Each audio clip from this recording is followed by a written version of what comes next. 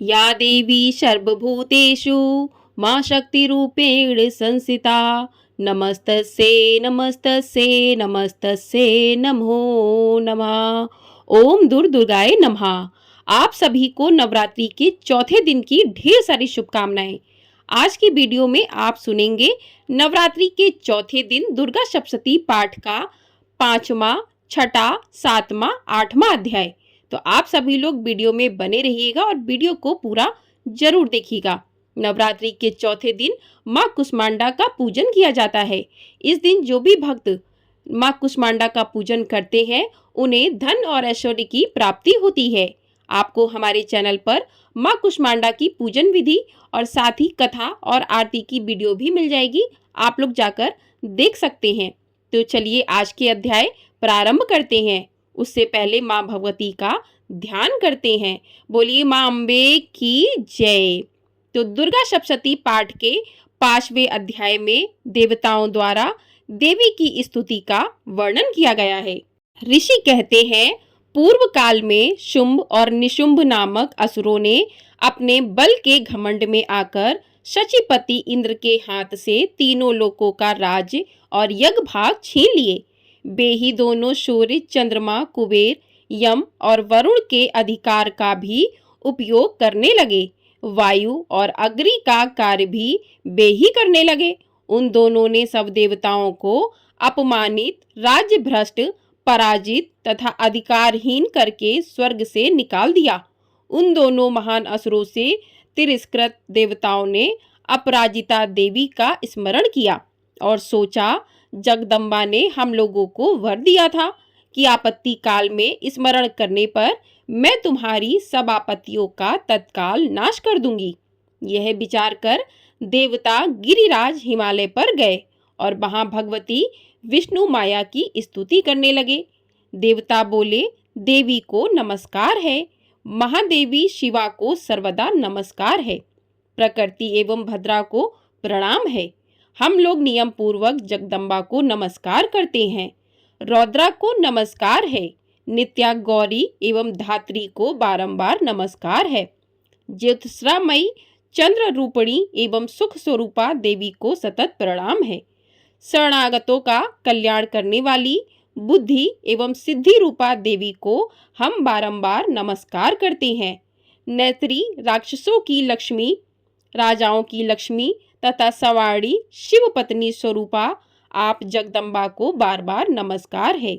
दुर्गा, दुर्गपारा, सारा, सर्वकारिणी, ख्याति, कृष्णा और धूम्रा देवी को सर्वदा नमस्कार है। अत्यंत सौम्य तथा अत्यंत रौद्र रूपा देवी को हम नमस्कार करते हैं। उन्हें हमारा बारंबार प्रणाम है। जगत की आधारभूता कृति देवी को बारंबार नमस्कार है। जो देवी सब प्राणियों में विष्णु माया के नाम से कही जाती हैं, उनको नमस्कार, उनको नमस्कार, उनको बारंबार नमस्कार है। जो देवी सब प्राणियों में चेतना कहलाती हैं, उनको नमस्कार, उनको नमस्कार, उनको बारंबार नमस्कार है। जो देवी सब प्राणियों में बुद्धि रूप में स्थित हैं, उनको नमस्कार, उनको नमस्कार, उनको बारंबार नमस्कार है।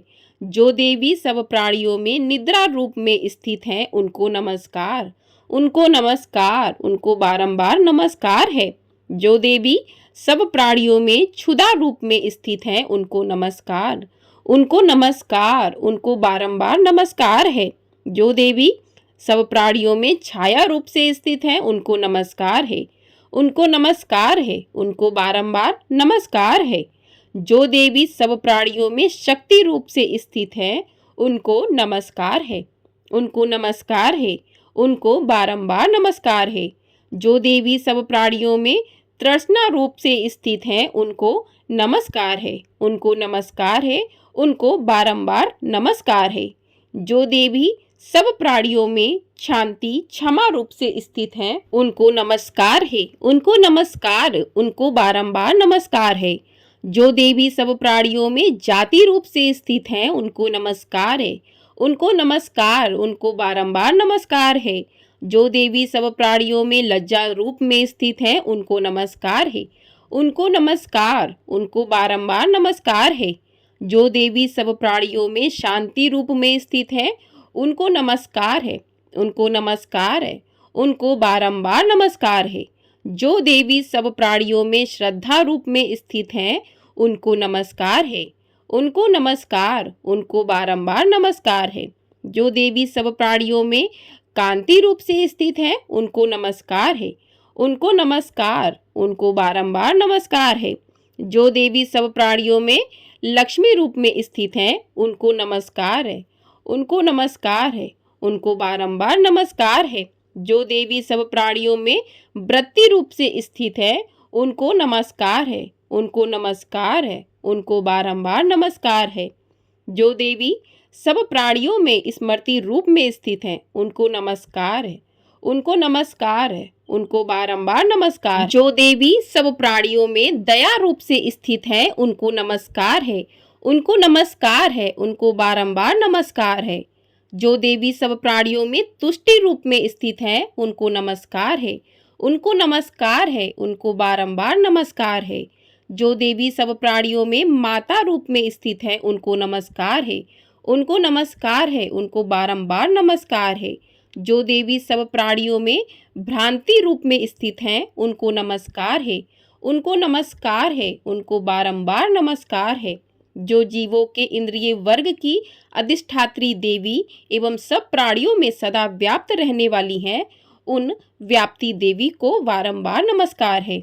जो देवी चैतन्य रूप से इस संपूर्ण जगत को व्याप्त करके स्थित है, उनको नमस्कार है, उनको नमस्कार, उनको बारंबार नमस्कार है।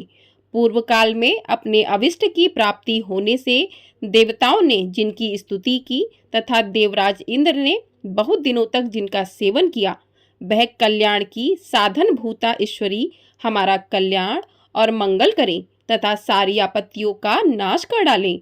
उदंड दैत्यों से सताए हुए हम सभी देवता जिन परमेश्वरी को इस समय नमस्कार करते हैं तथा जो भक्ति से विनम्र पुरुषों द्वारा स्मरण किए जाने पर तत्काल ही संपूर्ण विपत्तियों का नाश कर देती हैं, वह जगदम्बा हमारा संकट दूर करें।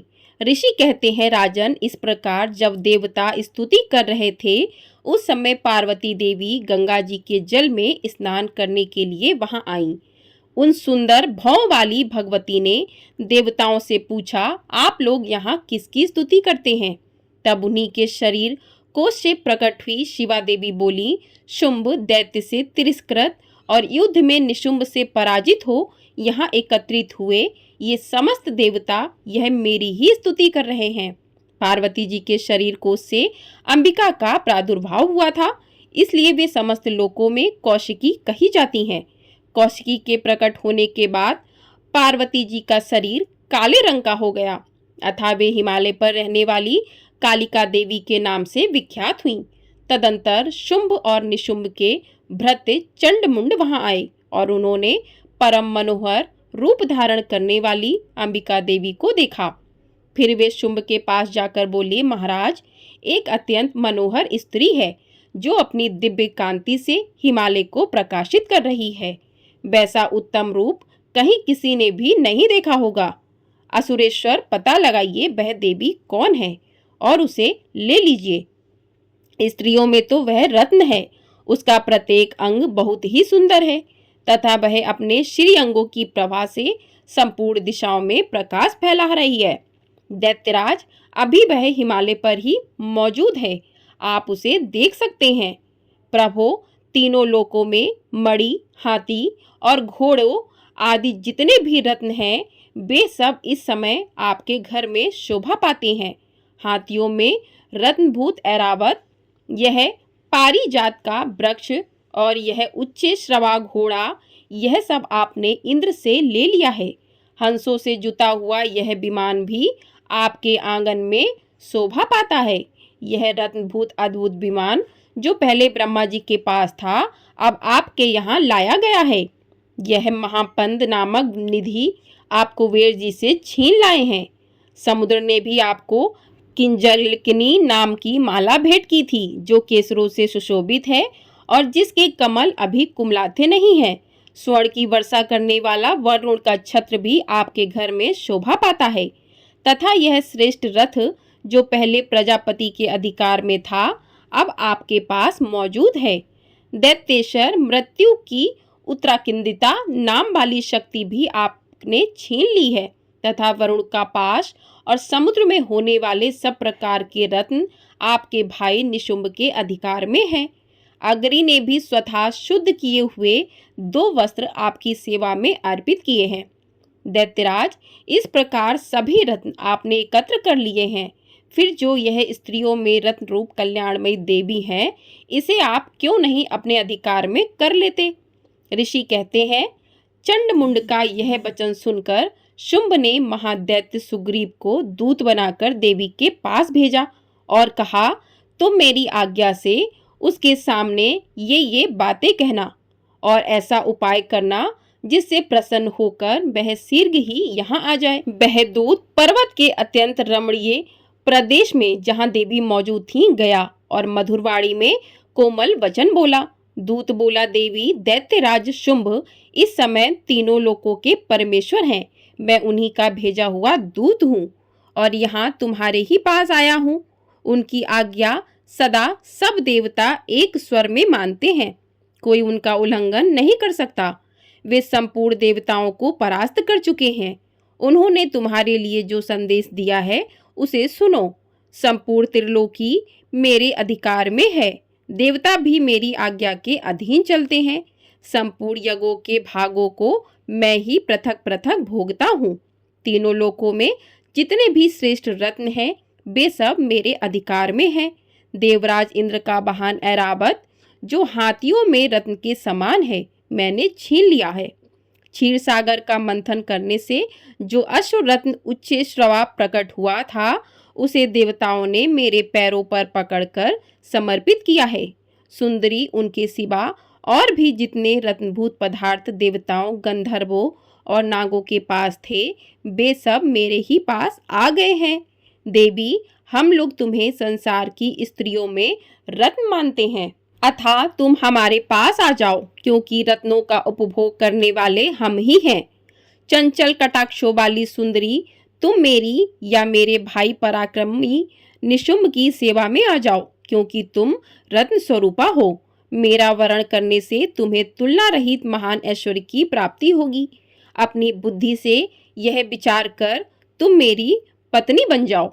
ऋषि कहते हैं, दूत के यूं कहने पर कल्याणमयी भगवती दुर्गा देवी, जो इस जगत को धारण करती हैं, मन ही मन गंभीर भाव से मुस्कुराई और इस प्रकार बोली कि देवी ने कहा, दूत, तुमने सत्य कहा है, इसमें तनिक भी मिथ्या नहीं है। शुंभ तीनों लोकों का स्वामी है और निशुंभ भी उसी के समान पराक्रमी है, किंतु इस विषय में मैंने जो प्रतिज्ञा कर ली है उसे मिथ्या कैसे करूं? मैंने अपनी अल्प बुद्धि के कारण पहले से जो प्रतिज्ञा कर रखी है उसे सुनो। जो मुझे संग्राम में जीत लेगा, जो मेरे अभिमान को चूर्ण कर देगा तथा संसार में जो मेरे समान बलवान होगा, वही मेरा स्वामी होगा। इसलिए शुंभ अथवा महादैत्य निशुंभ स्वयं ही यहाँ पधारें और मुझे जीतकर शीघ्र ही मेरा पारी ग्रहण कर ले। इसमें विलंब की क्या आवश्यकता है? दूत बोला, देवी, तुम घमंड भरी हो, मेरे सामने ऐसी बातें ना करो। तीनों लोकों में कौन ऐसा पुरुष है जो शुंभ निशुंभ के सामने खड़ा हो सके?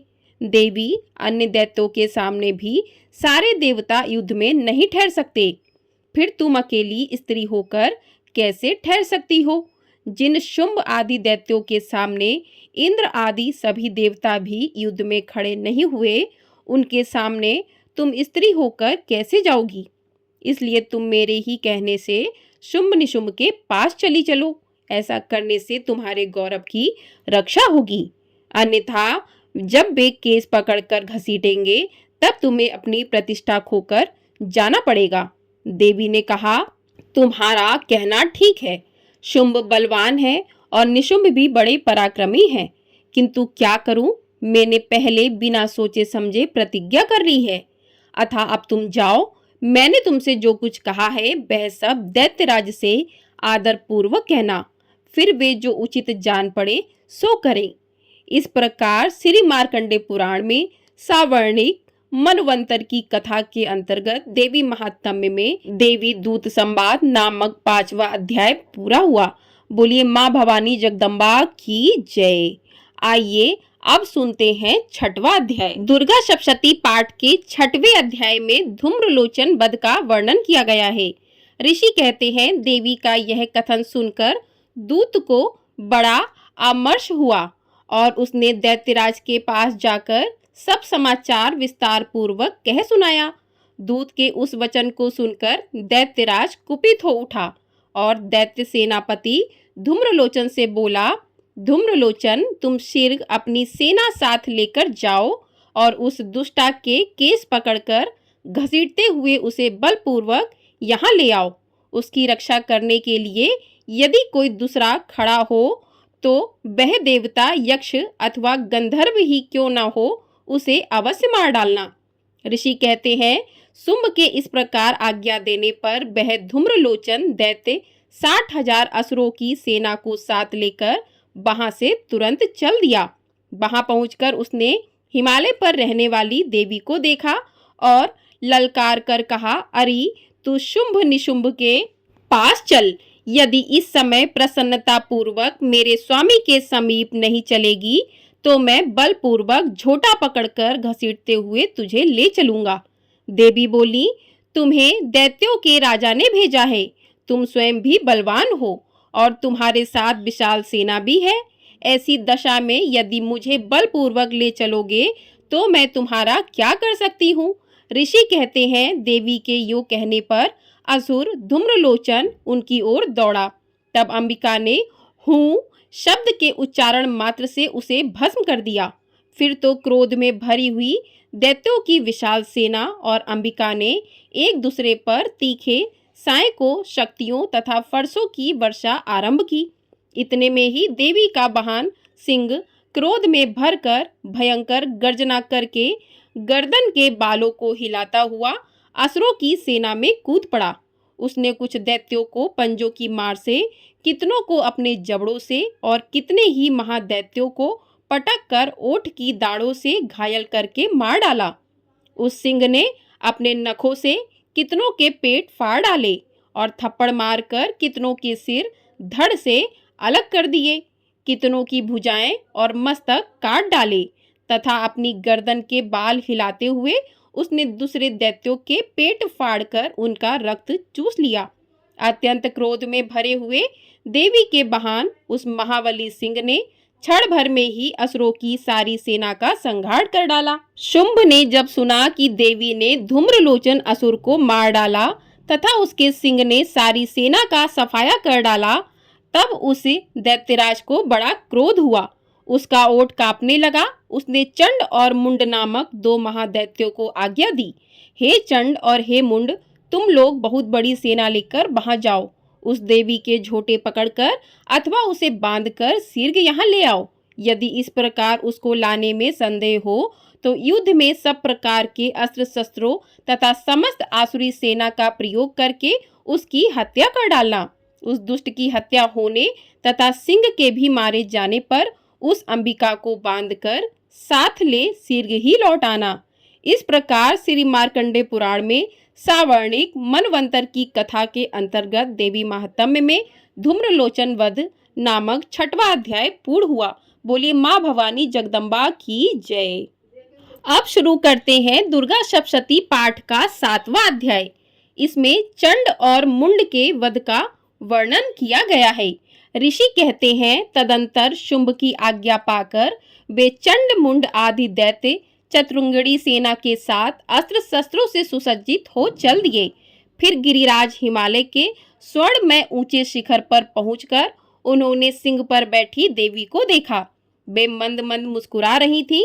उन्हें देखकर दैत्य लोग तत्परता से पकड़ने का उद्योग करने लगे।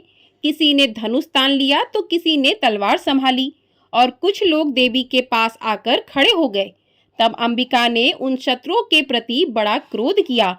उस समय क्रोध के कारण उनका मुख काला पड़ गया, ललाट में भी भौएं टेढ़ी हो गईं और वहां से तुरंत विकराल मुखी काली प्रकट हुई, जो तलवार और पास लिए हुए थीं। वे विचित्र खटवाण धारण किए और चीते के चमर की साड़ी पहने नरमुंडों की माला से विभूषित थीं।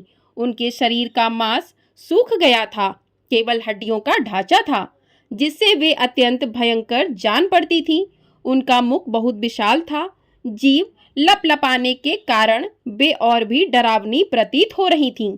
उनकी आंखें भीतर को धसी हुई और कुछ लाल थीं। वे अपनी भयंकर गर्जना से संपूर्ण दिशाओं को गुंजा रही थीं। बड़े बड़े दैत्यों का वध करती हुई वे कालिका देवी बड़े वेग से दैत्यों की उस सेना पर टूट पड़ी और उन सबको भक्षण करने लगी। वे पार्श्व रक्षकों, अंकुशधारी महावतों, योद्धाओं और घंटा सहित कितने ही हाथियों को एक ही हाथ से पकड़कर मुंह में डाल लेती थीं। इसी प्रकार घोड़े, रथ और सारथी के साथ रथी सैनिकों को मुंह में डालकर वे उन्हें बड़े भयानक रूप से चबा डालती थीं। किसी के बाल पकड़ लेती, किसी का गला दबा देती, किसी को पैरों से कुचल डालती और किसी को छाती के धक्के से गिराकर मार डालती थीं। वे असुरों के छोड़े हुए बड़े बड़े अस्त्र शस्त्र मुंह से पकड़ लेती और रोष में भरकर उनको दांतों से पीस डालती थीं।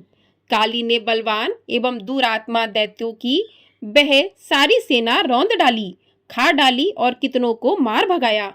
कोई तलवार के घाट उतारे गए, कोई खटवांड से पीटे गए और कितने ही असुर दांतों के अग्रभाग से कुचले जाकर मृत्यु को प्राप्त हुए। इस प्रकार देवी ने असुरों की उस सारी सेना को क्षण भर में मार गिराया। यह देख चंड उन अत्यंत भयानक काली देवी की ओर दौड़ा तथा महादैत्य मुंड ने भी अत्यंत भयंकर बाणों की वर्षा से तथा हजारों बार चलाए हुए चक्रों से उन भयानक नेत्रों वाली देवी को आच्छादित कर दिया।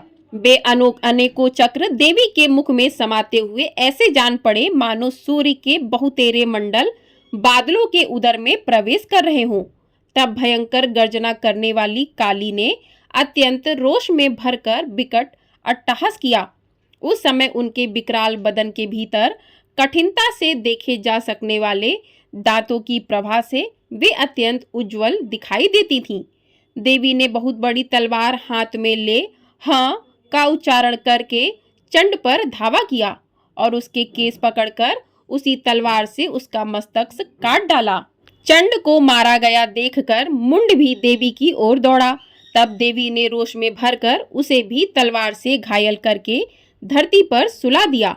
महापराक्रमी चंड और मुंड को मारा गया देख मरने से बची हुई बाकी सेना भय से व्याकुल हो चारों ओर भाग गई।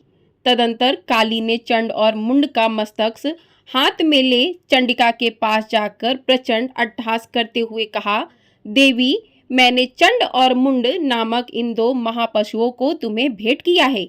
अब युद्ध यज्ञ में तुम निशुंभ और निशुंभ का स्वयं ही बंद करना। ऋषि कहते हैं, वहां लाए हुए उन चंड मुंड नामक महादैत्यों को देखकर कल्याणमयी चंडी ने काली से मधुर वाणी में कहा, देवी, तुम चंड और मुंड को लेकर मेरे पास आई हो, इसलिए संसार में चामुंडा के नाम से तुम्हारी ख्याति होगी।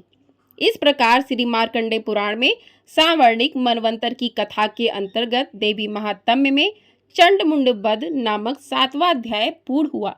बोलिए मां जगदम्बा की जय। अब सुनते हैं दुर्गा सप्तशती पाठ का 8वां अध्याय, जिसमें रक्त बीज वध का वर्णन किया गया है। ऋषि कहते हैं, चंड और मुंड नामक दैत्यों के मारे जाने तथा बहुत सी सेना का संहार हो जाने पर दैत्यों के राजा प्रतापी शुंभ के मन में बड़ा क्रोध हुआ और उसने दैत्यों की संपूर्ण सेना को युद्ध के लिए कूच करने की आज्ञा दी। वह बोला, आज उदयुद्ध नाम के 86 दैत्य सेनापति अपनी सेनाओं के साथ युद्ध के लिए प्रस्थान करें। कंबू नाम वाले दैत्यों के 84 सेनानायक अपनी वाहिनी से घिरे हुए यात्रा करें। 50 कोटि वीर कुल के और 100 धौम्र कुल के असुर सेनापति मेरी आज्ञा से सेना सहित कूच करें। कालक, सौहद्र, मौर्य और कालकय असुर भी युद्ध के लिए तैयार हो मेरी आज्ञा से तुरंत प्रस्थान करें। भयानक शासन करने वाला असुरराज शुंभ इस प्रकार आज्ञा दे सहस्त्रों बड़ी बड़ी सेनाओं के साथ युद्ध के लिए प्रशिस्त हुआ।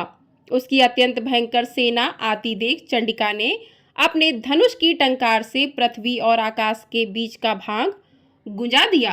राजन, तदंतर देवी के सिंह ने भी बड़े जोर जोर से दहाड़ना आरंभ किया। फिर अंबिका ने घंटे के शब्द से उस ध्वनि को और भी बढ़ा दिया। धनुष की टंकार, सिंह की दहाड़ और घंटे की ध्वनि से संपूर्ण दिशाएं गूंज उठीं। उस भयंकर शब्द से काली ने अपने विकराल मुख को और भी बढ़ा लिया तथा इस प्रकार वे विजयिनी हुई।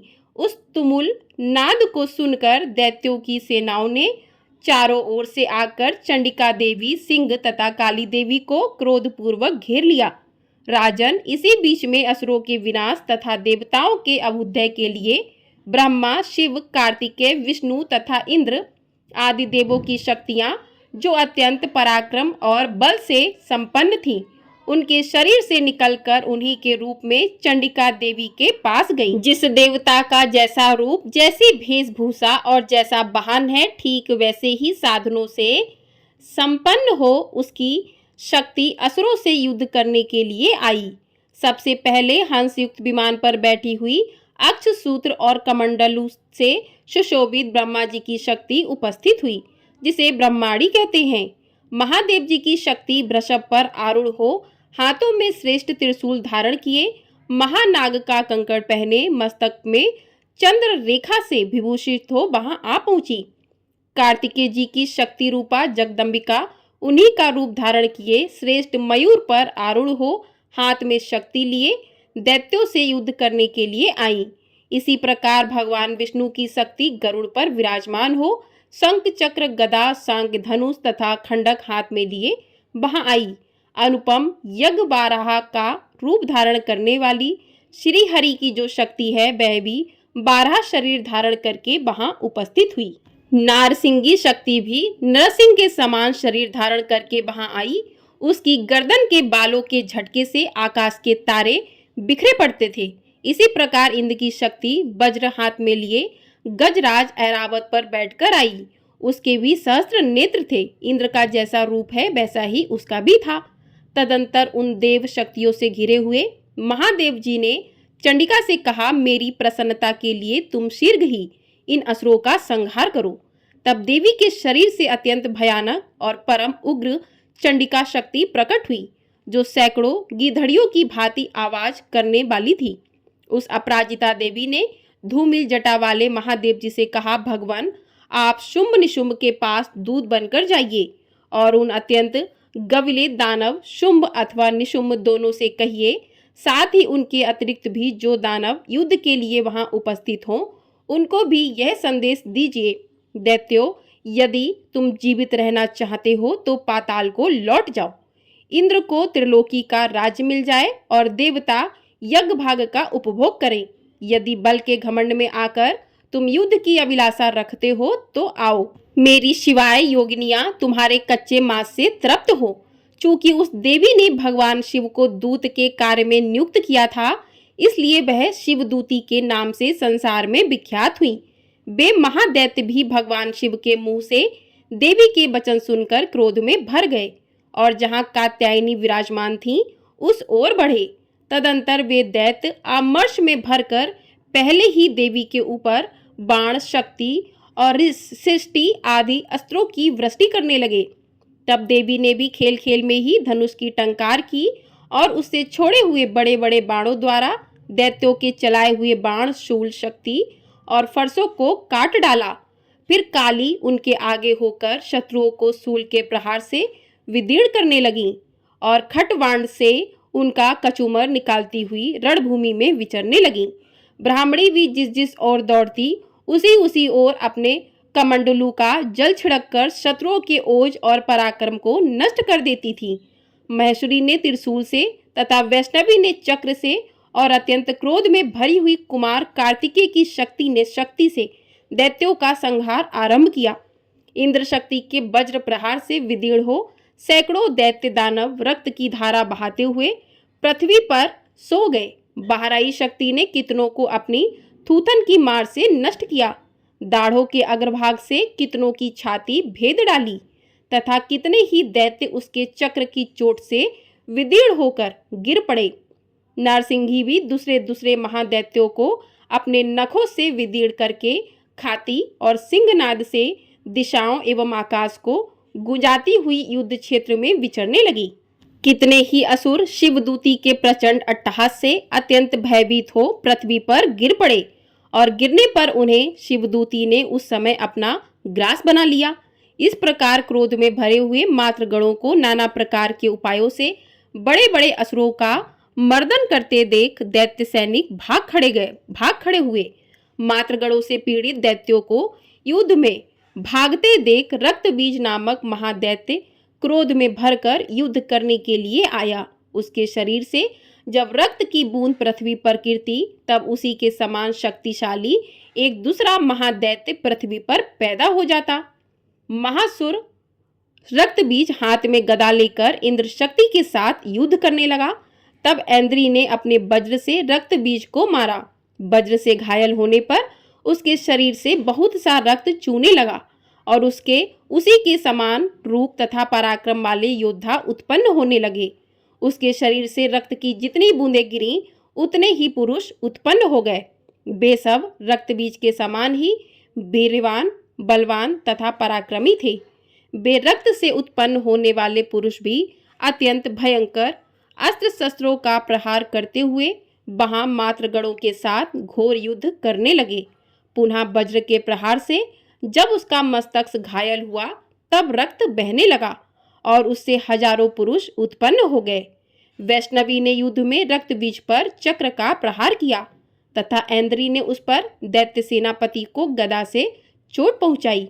वैष्णवी के चक्र से घायल होने पर उसके शरीर से जो रक्त बहा और उससे जो उसी के बराबर आकार वाले सहस्त्रों महादैत्य प्रकट हुए, उनके द्वारा संपूर्ण जगत व्याप्त हो गया। कौमारी ने शक्ति से, बाराही ने खड्ग से और महेश्वरी ने त्रिशूल से महादैत्य रक्तबीज को घायल किया। क्रोध में भरे हुए उस महादैत्य रक्तबीज ने भी गदा से सभी मात्र शक्तियों पर पृथक पृथक प्रहार किया। शक्ति और शूल आदि से अनेक बार घायल होने पर जो उसके शरीर से रक्त की धारा पृथ्वी पर गिरी, उससे भी निश्चय ही सैकड़ों असुर उत्पन्न हुए। इस प्रकार उस महादैत्य के रक्त से प्रकट हुए असुरों द्वारा संपूर्ण जगत व्याप्त हो गया। इससे उन देवताओं को बड़ा भय हुआ। देवताओं को उदास देख चंडिका ने काली से शीघ्रता पूर्वक कहा, चामुंडे, तुम अपना मुख और भी फैलाओ तथा मेरे शस्त्रपात से गिरने वाले रक्त बिंदुओं और उनसे उत्पन्न होने वाले महादैत्यों को तुम अपने इस उतावले मुख से खा जाओ। इस प्रकार रक्त से उत्पन्न होने वाले महादैत्यों का भक्षण करती हुई तुम रण में विचरती रहो। ऐसा करने से उन दैत्य का सारा रक्त क्षीण हो जाने पर वह स्वयं भी नष्ट हो जाएगा। उन भयंकर दैत्यों को जब तुम खा जाओगी तब दूसरे नए दैत्य उत्पन्न नहीं हो सकेंगे। काली से यूं कहकर चंडिका देवी ने शूल से रक्तबीज को मारा और काली ने अपने मुख में उसका रक्त ले लिया। तब उसने वहां चंडिका पर गदा से प्रहार किया, किंतु उस गदा पात ने देवी को तनिक भी वेदना नहीं पहुंचाई। रक्तबीज के घायल शरीर से बहुत सा रक्त गिरा, किंतु ज्यों ही वह गिरा त्यों ही चामुंडा ने उसे अपने मुख में ले लिया। रक्त गिरने से काली के मुख में जो महादैत्य उत्पन्न हुए उन्हें भी वह चट कर गई और उसने रक्तबीज का रक्त भी पी लिया। तदंतर देवी ने रक्तबीज को, जिसका रक्त चामुंडा ने पी लिया था, वज्र, बाण, खड्ग तथा रिष्टि आदि से मार डाला। राजन, इस प्रकार शस्त्रों के समुदाय से आहत एवं रक्तहीन हुआ महादैत्य रक्तबीज पृथ्वी पर गिर पड़ा। नरेश्वर, इससे देवताओं को अनुपम हर्ष की प्राप्ति हुई और मातृगण उन असुरों के रक्तपान के मद से उद्दत सा होकर नृत्य करने लगा। इस प्रकार श्री मार्कंडे पुराण में सावर्णिक मनमंत्र की कथा के अंतर्गत देवी महात्म्य में रक्तबीज वध नामक 8वां अध्याय पूर्ण हुआ। बोलिए माँ भवानी जगदम्बा की जय। तो इस प्रकार से आज माँ के नवरात्रि के चौथे दिन दुर्गा सप्तशती पाठ का 5वां, 6वां, 7वां और 8वां अध्याय पूर्ण हुआ। बोलिए माँ जगदम्बा की जय। अब सुनते हैं क्षमा प्रार्थना, उसके बाद करते हैं आरती। तो क्षमा प्रार्थना आप कीजिए, क्योंकि इस पाठ में यदि आपसे कोई भूल हो गई है तो उसके बाद क्षमा प्रार्थना अवश्य पढ़नी चाहिए। परमेश्वरी, मेरे द्वारा रात दिन सहस्त्रों अपराध होते रहते हैं। यह मेरा दास है, यूं समझकर मेरे उन अपराधों को तुम कृपा पूर्वक क्षमा करो। परमेश्वरी, मैं आवाहन नहीं जानता, विसर्जन करना नहीं जानता तथा पूजा करने का ढंग भी नहीं जानता, क्षमा करो। देवी सुरेश्वरी, मैंने जो मंत्रहीन, क्रियाहीन और भक्तिहीन पूजन किया है वह सब आपकी कृपा से पूर्ण हो। सैकड़ों अपराध करके भी जो तुम्हारी शरण में जा जगदम्बा कहकर पुकारता है उसे वह गति प्राप्त होती है जो ब्रह्मादि देवताओं के लिए भी सुलभ नहीं है। जगदम्बिके, मैं अपराधी हूँ किंतु तुम्हारी शरण में आया हूँ। इस समय दया का पात्र हूँ, तुम जैसा चाहो करो। देवी परमेश्वरी, अज्ञान से, भूल से अथवा बुद्धि भ्रांत होने के कारण मैंने जो न्यूनता या अधिकता कर दी हो वह सब क्षमा करो और प्रसन्न हो। सच्चिदानंद स्वरूपा परमेश्वरी, जगन्न माता कामेश्वरी, तुम प्रेम पूर्वक मेरी यह पूजा स्वीकार करो और मुझ पर प्रसन्न हो। देवी सुरेश्वरी, तुम गोपनीय से भी गोपनीय वस्तु की रक्षा करने वाली हो। मेरे निवेदन किए हुए इस जप को ग्रहण करो। तुम्हारी कृपा से मुझे सिद्धि प्राप्त हो। बोलिए माँ अंबिके की जय। तो इस प्रकार से क्षमा प्रार्थना करने के बाद माँ की आरती करें। जय अम्बे गौरी मैया, जय श्यामा गौरी, तुमको निश दिन ध्यावती हरि ब्रह्मा शिवरी। ओम जय अम्बे गौरी, मांग सिंदूर विराजत टीको मृग मद को, उज्ज्वल से दो नैना चंद्र बदननी को। ओम जय अम्बे गौरी, कनक समान कलेवर रक्तांबर राजे, रक्त पुष्प गल माला कंठन पर साजे। ओम जय अम्बे गौरी, केहरी वाहन राजत खंडक खपर धारी, सुर नर मुनि जन सेवत तिनके दुख हारी। ओम जय अम्बे गौरी, कानन कुंडल शोभित नासाग्रे मोती, कोटिक चंद्र दिवाकर राजत समज्योति। ओम जय अम्बे गौरी, शुंभ निशुंभ बिडारे महिषासुर घाती, धूम्र विलोचन नैना निश दिन मदमाती। ओम जय अम्बे गौरी, चंड मुंड संहारे शोणित बीज हरे, मधु कैटभ दो मारे सुर भयहीन करे। ओम जय अम्बे गौरी, ब्रह्माणी रुद्राणी तुम कमला रानी, आगम निगम बखानी तुम शिव पटरानी। 64 योगिनी मंगल गावत नृत्य करत भैरव, बाजत ताल मृदंगा और बाजत डमरू। ओम जय अम्बे गौरी, तुम ही जग की माता, तुम ही हो भरता, भक्तन के दुख हरता, सुख संपत्ति करता। भुजाचार अति शोभित खंडक खपर धारी, मन वांछित फल पावत सेवत नर नारी। ओम जय अम्बे गौरी, कंचन थाल विराजत अगर कपूर बाती, श्रीमाल के तुम्हें राजत कोटि रतन ज्योति। ओम जय अम्बे गौरी, श्री अम्बे जी की आरती जो कोई नर गावे, कहत शिवानंद स्वामी सुख संपत्ति पावे। ओम जय अम्बे गौरी। बोलिए माँ अम्बे की जय, बोलिए माँ शेरावाली की जय। तो इस प्रकार से माँ की आरती पूर्ण होती है। तो जो भी भक्त नवरात्रि के 9 दिनों में दुर्गा सप्तशती का पाठ करते हैं तो माँ अम्बे उन भक्तों की सभी मनोकामनाओं को पूरा करती हैं। आपको वीडियो पसंद आई हो, वीडियो को लाइक शेयर, चैनल को सब्सक्राइब ज़रूर कर दीजिएगा। आपको हमारे चैनल पर इसी प्रकार से 9 दिन की कथाएं, माँ के अलग अलग स्वरूपों की कथाएं सुनाई जा रही हैं। साथ ही दुर्गा सप्तशती के पाठ के सभी अध्याय भी सुनाए जा रहे हैं। तो चैनल को सब्सक्राइब करके ढेर सारा अपना प्यार अवश्य दीजिएगा और कमेंट बॉक्स में जय माता दी अवश्य लिखिएगा। हमारी आवाज़ थोड़ी ख़राब है क्योंकि तबीयत ख़राब चल रही है, जिस वजह से आपको शायद आवाज़ में थोड़ी सी परेशानी हो रही होगी। आप लोग उसके लिए क्षमा चाहती हूँ, लेकिन तबीयत का कोई कुछ नहीं कर सकता। लेकिन आप लोगों के लिए वीडियो लाना बहुत ज़रूरी था, तो आप लोगों के लिए वीडियो लेकर आई हूँ। तो आप लोग भी अपना ढेर सारा भर भर के प्यार अवश्य दीजिएगा। और चौथे दिन, नवरात्रि के चौथे दिन माँ कुष्मांडा का पूजन किया जाता है। तो माँ कुष्मांडा की कथा भी हमारे चैनल पर अपलोड हो चुकी है, आप लोग उसे भी सुन सकते हैं। और अष्टमी नवमी कब है, अष्टमी की कन्या, अष्टमी का व्रत और नवमी कन्या पूजन किस समय किया जाएगा, ये भी वीडियो आपको हमारे चैनल पर मिल जाएगी। तो आप लोग उसे भी अवश्य देखिएगा। तो नवरात्रि के 9 दिनों की 9 माता की अलग-अलग कथाएँ भी सुनाई जा रही हैं, उनका भी पाठ आप लोग अवश्य कीजिएगा।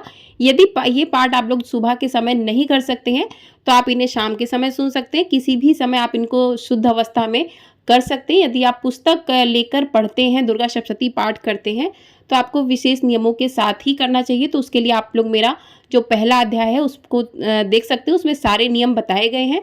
तो वीडियो पसंद आई हो, वीडियो को लाइक अवश्य कीजिएगा। जय माता दी।